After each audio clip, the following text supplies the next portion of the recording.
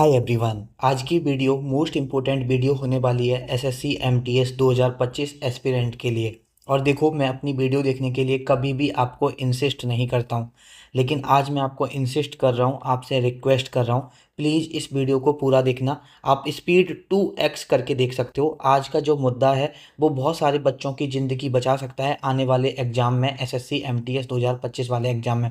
बहुत सारे लोग इससे उभर के आ चुके हैं। आज बहुत सारे बच्चों का एसएससी एमटीएस 2024 में फाइनल सिलेक्शन नहीं हुआ है, तो एसएससी की एक कमी की वजह से नहीं हुआ है। और हम सब चाहते हैं कि एसएससी वो अपनी कमी सुधारे। बहुत सारे बच्चों को जाके पूछो, आज उनका फाइनल सिलेक्शन हो जाता।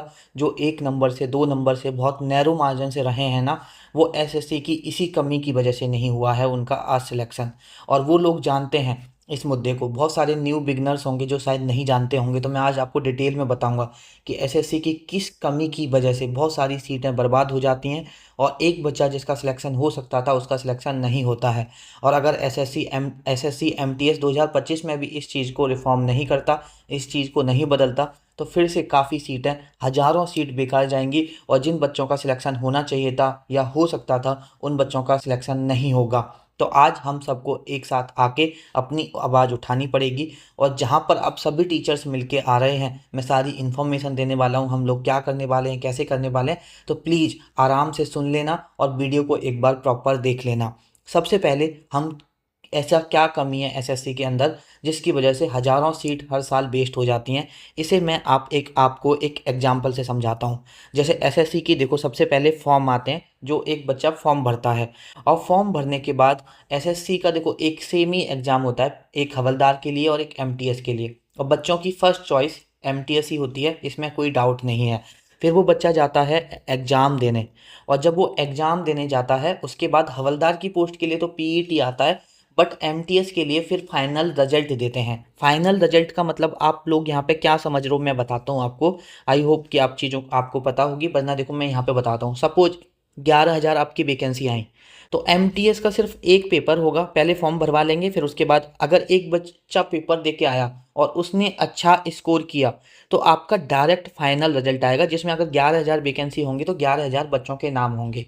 अब कहने का मतलब ये है, अब सपोज ये जो एग्ज़ाम के बीच का टाइम है, एग्ज़ाम और फाइनल रिजल्ट के बीच का जो टाइम पीरियड है, इसमें ऐसा तो है नहीं कि बच्चा सिर्फ एमटीएस पे डिपेंड होता है। जो सिलेक्टेड कैंडिडेट्स होते हैं वो और एग्जाम्स पे भी फोकस कर रहे होते हैं, क्योंकि कहीं ना कहीं वो होशियार होते हैं पढ़ने में। वो सीजीएल पे भी फोकस कर रहे होते हैं, सीएचएसएल पे भी फोकस कर रहे होते हैं, रेलवे में भी फोकस कर रहे होते हैं, और अदर स्टेट एग्जाम्स या अदर एग्जाम्स पे भी फोकस कर रहे होते हैं।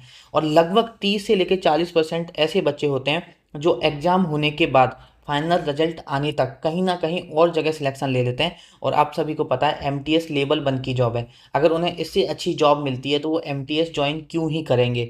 लेकिन एसएससी को एग्जाम्स कराने के बाद एक डीबी कराना चाहिए, जिसमें कि जो बच्चा जिसको वो जॉब करनी ही नहीं है वो जाएगा ही नहीं डीबी में, तो जिससे दूसरे बच्चे को चांस मिलेगा। लेकिन एसएससी यहाँ पर डीबी नहीं कराती है, एसएससी डायरेक्ट फाइनल रिजल्ट यहाँ पर डिक्लेयर करती है। अब वो बच्चा ज्वाइन करेगा नहीं करेगा, वो सीट बेकार हो गई। और हर बार एसएससी एमटीएस में हर बार 30 से 40% बच्चे ज्वाइन ही नहीं करते हैं डिपार्टमेंट में, जिसका मतलब आप समझो 30 से 40% जो सीट हैं वो वेकेंट रह जाती हैं, 30 से 40% जो सीट हैं वो यहाँ पर ख़राब चली जाती हैं। अगर हम यहाँ से 11,000 का आप 30% भी लगाओगे तो 3300 हो गए। लगभग 3300 बच्चों को और जॉब मिल सकती थी, लेकिन वो नहीं मिलती है। ये कितनी बड़ी कमी है एसएससी की। एसएससी को फाइनल रिजल्ट से पहले डीबी कराना चाहिए, जिससे कि जो बच्चा ज्वाइन नहीं करना चाहता वो डीबी देने नहीं ही जाएगा। या फाइनल रिजल्ट भी दे रहे हो तो फाइनल रिजल्ट से पहले आपको एक कैंडिडेचर विड्रॉल का ऑप्शन देना चाहिए, जिससे कि एक बच्चे को जिसको ज्वाइन नहीं करना वो अपना कैंडिडेचर विड्रॉल कर ले और बोल दे कि भाई मेरा सिलेक्शन हो गया है, कहीं मुझे नहीं ज्वाइन करना है, किसी और बच्चे को यहाँ पर जगह दो। आज आप मानो एमटीएस 2024 में 11,000 प्लस वैकेंसी आई थी, लगभग 3-4 हज़ार और बच्चों का आज सिलेक्शन हो जाता। 3-4 हज़ार और बच्चे ऐसे थे जो आज जॉब पा जाते। बहुत सारे बच्चे ऐसे होते हैं जो ऑलरेडी एमटीएस की जॉब में होते हैं, वो फिर से एमटीएस देते हैं अपनी होम स्टेट के लिए, लेकिन उन्हें नहीं मिलती है, उन्हें कोई और स्टेट मिलती है, तब भी वो जॉब छोड़ देते हैं। अब उस बच्चे की भी गलती नहीं है जो दोबारा से एमटीएस दे रहा है, क्योंकि यार हर इंसान को अपनी होम स्टेट प्यारी होती है, अपना घर प्यारा होता है। शायद आपकी भी जॉब लग जाएगी, आप भी यही सेम काम करोगे। लेकिन यहाँ पर जो गलती है वो एसएससी की है। क्योंकि अगर बच्चे को पहले पता चल जाए कि भाई मुझे होम स्टेट नहीं मिल रही, और अगर आप डीबी पहले करा लो फाइनल रिजल्ट से पहले, तो वो बच्चा डीबी देने ही नहीं जाएगा, और डीबी देने नहीं जाएगा तो फाइनल रिजल्ट में नाम नहीं आएगा और किसी और बच्चे को मौका मिल जाएगा। आप समझ रहे हो, 3 से लेके 4 हज़ार बच्चे एमटीएस 2024 में और सिलेक्ट हो सकते थे अगर डीबी प्रोसेस पहले होता या कैंडिडेचर विड्रॉल का ऑप्शन होता। तो कितनी बड़ी खामियां हैं। एक बच्चे के लिए एक छोटी सी भी जॉब मिलना, सरकारी जॉब होना उसके लिए कितनी ज़रूरी होता है, ये वही बच्चा समझ सकता है जिसको उस जॉब की सच में ज़रूरत है। तो ये रिफॉर्म एसएससी को करना ही चाहिए और करना ही पड़ेगा। ठीक है, यहाँ पर हम सब अपनी पूरी कोशिश करेंगे कि एसएससी यहाँ पर रिफॉर्म करे। और देखो, हमारे हाथ में है कोशिश करना। जैसे मैं आपसे बोलता रहता हूँ कि भाई आपके हाथ में है इस वक्त एग्जाम के लिए पढ़ते रहना, मेहनत करते रहना, वैसे ही जो टीचर्स हैं और जो एस्पिरेंट्स हैं, जो आप लोग हैं, हमारे हाथ में है कि हम ट्विटर कैंपेन करें, अपनी तरफ से पूरी कोशिश करें कि हम इस चीज़ को चेंज कर पाएँ। और वही हम कोशिश करने वाले हैं यहाँ पर कल एक बहुत बड़े लेवल पर काफ़ी बड़े बड़े एजुकेटर्स एक साथ मिल के आए हैं। उन्होंने ट्विटर कैंपेन यहाँ पर प्लानिंग की है। क्या प्लानिंग की है? Twitter campaign. और इसमें ऐसा नहीं है, देखो यहाँ पे मैं तो फोकस कर रहा हूँ एमटीएस बच्चों के लिए, क्योंकि इस चैनल से एमटीएस वाले बच्चे रिलेटेड हैं। लेकिन और भी रिफॉर्म्स हैं जो चाहिए, तो वो सब लोग अपना अपना मुद्दा रखेंगे। तो आप अपना मुद्दा रखो, आप जिस भी एग्जाम की तैयारी कर रहे हो, जो भी आपको प्रॉब्लम फेस करने को लग रही है, अभी मैं और भी आपको मुद्दा बता देता हूँ एसएससी के क्या क्या मुद्दा हैं, वो भी चीज़ें हम देख लेंगे। लेकिन ये हैशटैग सिमिलर होना चाहिए, क्योंकि हैशटैग अगर आप डिफरेंट करोगे तो दिक्कत हो जाएगी। यहाँ पर एसएससी कैपिटल में है, आर कैपिटल में है, रिफॉर्म्स उसके बाद 2025, हैशटैग एसएससी रिफॉर्म्स 2025, और अपनी मन की बात लिखो। यहाँ पर जैसे ट्वीट करोगे आप ट्विटर पे, तो यहाँ पर आपको हैशटैग ये यूज करना है और उसमें लिखो कि आपको डीबी चाहिए एमटीएस से के फाइनल रिजल्ट से पहले, जो भी अपनी बातों में, जो भी वर्ड्स में। और मैं भी यहाँ पे आपको कुछ कंटेंट दे दूंगा जिसको आप कॉपी पेस्ट करके डायरेक्ट ट्वीट कर सकते हो। कल हम अपने व्हाट्सएप चैनल पे भी डाल दूंगा, और यहाँ पर जो ट्विटर है वहाँ पे भी ट्वीट कर दूंगा, तो वहाँ से आप कॉपी पेस्ट कर सकते हो कंटेंट को। और ये 1 अप्रैल को यहाँ पे करना है, सुबह 10 बजे। टाइम ध्यान रखना, और एक साथ बहुत बड़ी संख्या में होनी चाहिए। सभी टीचर इस चीज़ को लेकर अवेयर हैं, तो वैसे भी बहुत बड़ी संख्या में होने वाला है। ठीक है, और जैसे कि देखो और रिफॉर्म्स की बात कर लेते हैं। अगर आप और भी एसएससी एग्जाम्स की बात करें यहाँ पे, देखो एसएससी फाइनल आंसर की नहीं देती है, रिजल्ट दे देती है। तो आंसर की को पहले फाइनल आंसर की देनी चाहिए, मार्क्स को पहले फाइनल रिलीज करना चाहिए। जैसे अगर आप सीजीएल की पोस्ट प्रेफरेंस भरने में आपको आसानी हो, डीबी आपका पोस्ट प्रेफरेंस से पहले डीबी करा लेना चाहिए, फाइनल रिजल्ट आपका टाइम पे देना चाहिए। और देखो यहाँ पर जो सीजीएल मेंस है ना, वो एक ही शिफ्ट में जब आप कैपेबल हो तो क्यों नहीं कराते हो। इस बार सीजीएल 2024 में कितना, एक बच्चा जो यहाँ पर 320 नंबर लाके भी रह गया, और एक बच्चा यहाँ पर जो 306 नंबर लाके भी सिलेक्ट हो गया।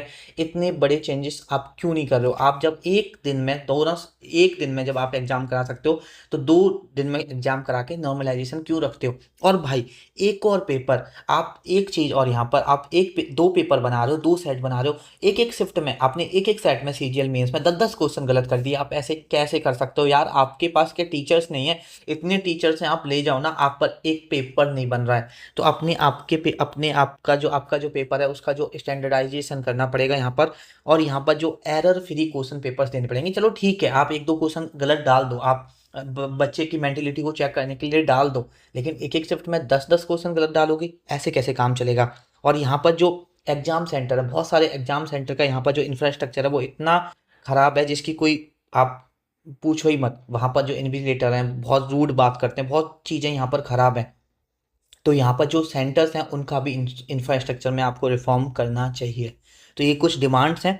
ठीक है, जिस भी एग्जाम की तैयारी कर रहे हो, सीजीएल के लिए कर रहे हो तो सीजीएल के लिए बात, अपनी आवाज़ें उठाओ, एमटीएस के लिए कर रहे हो तो एमटीएस के लिए अपनी बातें उठाओ। लेकिन आप सभी को यहाँ पर ट्विटर कैंपेन में पार्टिसिपेट करना चाहिए, ये आपका फ़र्ज़ है। यहाँ पर आप किसी भी एसएससी एग्जाम की तैयारी कर रहे हो, आपको यहाँ पर ट्विटर कैंपेन करना चाहिए। तो यहाँ पर अगर आप किसी भी एसएससी एग्जाम की तैयारी कर रहे हो ना, आपको पता है कि प्रैक्टिस कितना ज़्यादा ज़रूरी होता है, मॉक टेस्ट के थ्रू, सेक्शनल टेस्ट के थ्रू, पीवाईक्यू के थ्रू। और उसके लिए जो बेस्ट प्लेटफॉर्म है ना, वो है टेक्स्ट बुक। अगर आप एक बार पास खरीद लेते हो तो आपको डिफरेंट एग्जाम के लिए अलग अलग पास खरीदने की ज़रूरत नहीं है। तो अगर आपके पास टेक्स्ट बुक का पास नहीं है तो इसका पास आज खरीद लेना, क्योंकि इसकी 29 मार्च से लेकर 31 तक सेल चल रही थी। जनरली इसकी प्राइस 699 रहती है, और आज 31 मार्च के बाद इसकी जो प्राइस है वो 351 हो जाएगी।